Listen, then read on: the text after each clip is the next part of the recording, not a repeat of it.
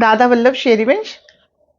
आज की इस वीडियो में हम जानेंगे कि जो श्रावण का पवित्र महीना है जो अभी चल रहा है, उसमें हमें क्या करना चाहिए जिससे हम इस महीने का, इस समय का अधिक से अधिक लाभ उठा सके, पुण्य लाभ कमा सके, भोलेनाथ को प्रसन्न कर सके, सेवा अर्चना आराधना कर सके।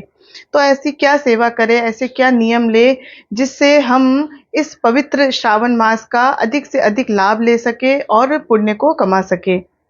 देखिए, सर्वप्रथम तो ये जान लीजिए कि जिस तरह से अधिक मास होता है, जिसका बड़ा ही महत्व होता है, जिसमें पूजा अर्चना करने का कई-कई गुना बढ़कर हमें फल पुण्य प्राप्त होता है।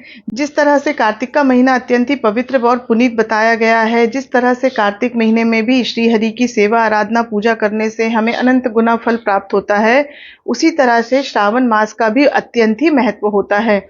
जो भी व्यक्ति श्रावण मास में भोलेनाथ की सेवा अर्चना आराधना पूजा करता है, उस पर भोलेनाथ की विशेष कृपा बरसती है, उसे भोलेनाथ और माता पार्वती की विशेष कृपा प्राप्त होती है।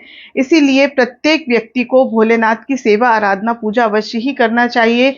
भोलेनाथ अत्यंत ही सरल विधि से और बहुत जल्दी प्रसन्न हो जाने वाले देवता है, उनकी पूजा अत्यंत ही सरल है। इसीलिए प्रत्येक व्यक्ति को, यदि उसके पास धन का अभाव है या वह अत्यंत ही धनी है, दोनों ही तरह के लोगों को भोलेनाथ की सेवा आराधना अपने-अपने शक्ति और अपने-अपने सामर्थ्य के अनुसार अवश्य ही करनी चाहिए। भगवान ने जितनी भी आपको योग्यता और पात्रता दी है, उस अनुसार से आपको सेवा अर्चना, पूजा, भजन, दान आदि अवश्य ही करना चाहिए। अब ये जान लेते हैं कि श्रावण मास में ऐसा क्या करें जिससे हमें अधिक से अधिक पुण्य का लाभ मिल सके। तो देखिए, सर्वप्रथम तो ये जान लीजिए, जो श्रावण का महीना होता है वह भजन के लिए होता है। जितना अधिक आप सेवा, भजन, नाम जप और भोलेनाथ को प्रसन्न करने के लिए उनकी सेवा कर सके, हमें करनी चाहिए। देखिए, कोई भी विशेष महीना हो, चाहे वो श्रावण मास हो, चाहे वो कार्तिक का हो, चाहे वो अधिक मास हो, किसी भी विशेष महीने में यदि हम नियम लेके सेवा करते हैं तो उसका विशेष महत्व होता है, उसका विशेष फल होता है। इसलिए हम सभी को अपनी-अपनी शक्ति और सामर्थ्य के अनुसार कुछ नियम भजन के अवश्य ही लेने चाहिए। और जो भी नियम आप लेते हैं, इस बात का विशेष ध्यान रखिए कि वह नियम आपके गुप्त होना चाहिए। आपको उन नियमों का प्रचार-प्रसार नहीं करना चाहिए। जो भी आप भगवान की सेवा, अर्चना, पूजा, आराधना कर रहे हैं, वह आपके और आपके आराध्य शिव शंकर भोलेनाथ के मध्य ही सीमित रहना चाहिए। यदि आवश्यकता ना हो या कोई अपने आप ना समझ ले, तब तक आपको इस बात का कोई भी प्रचार-प्रसार नहीं करना चाहिए। तभी आपका इस सेवा का पूरा-पूरा फल आपको प्राप्त हो सकता है।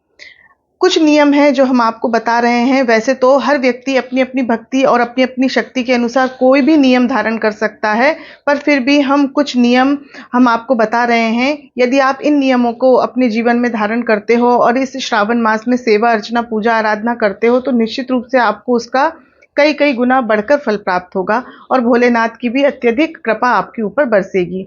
सर्वप्रथम तो जो श्रावण का महीना होता है, उस पूरे श्रावण के महीने में यदि हो सके तो आपको भोलेनाथ के मंदिर में जाकर जल अवश्य ही समर्पित करना चाहिए। 1 लोटा जल ले जाकर आप भोलेनाथ को अवश्य ही चढ़ाएँ। इस पवित्र श्रावण मास में व्रत रखने का भी विशेष महत्व होता है। यदि आप में शक्ति हो, सामर्थ्य हो, तो पूरे महीने व्रत रखिए।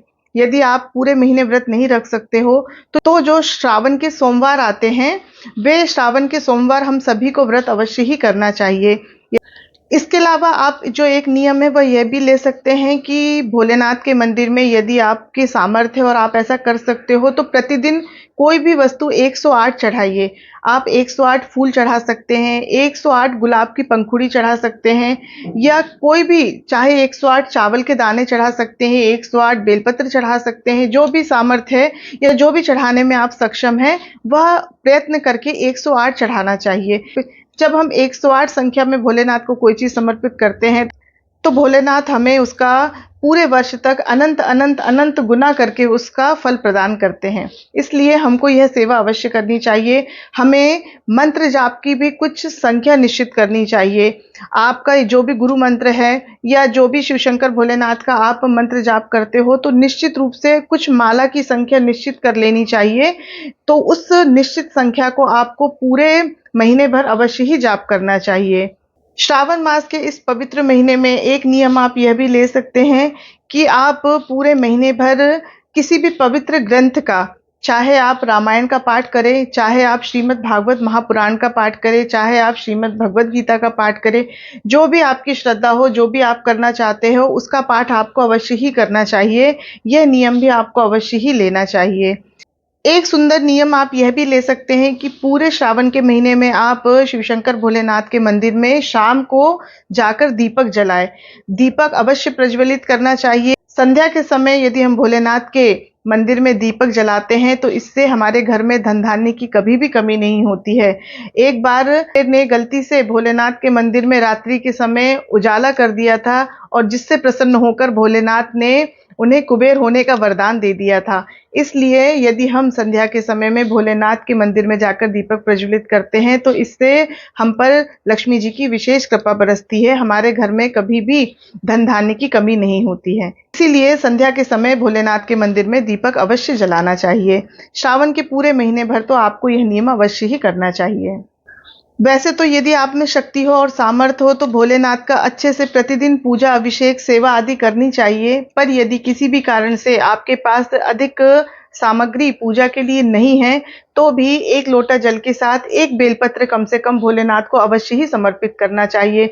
और बेलपत्र का तो यह भी सुंदर नियम है कि यदि आपके पास यह सुविधा नहीं है कि आप किसी वृक्ष से बेलपत्र तोड़कर लाएं और शिव जी को समर्पित करें, और यदि आपके पास इतनी सामर्थ्य और इतना समय भी नहीं है तो भी आप यह कर सकते हैं कि जो भोलेनाथ हैं, जो उन पर समर्पित बेलपत्र होती है, आप उसे ही उठाकर उसे अच्छी तरह से धोकर पुनः शिव जी को समर्पित कर सकते हैं और भोलेनाथ उस बेलपत्र को पूर्ण रूप से स्वीकार करते हैं।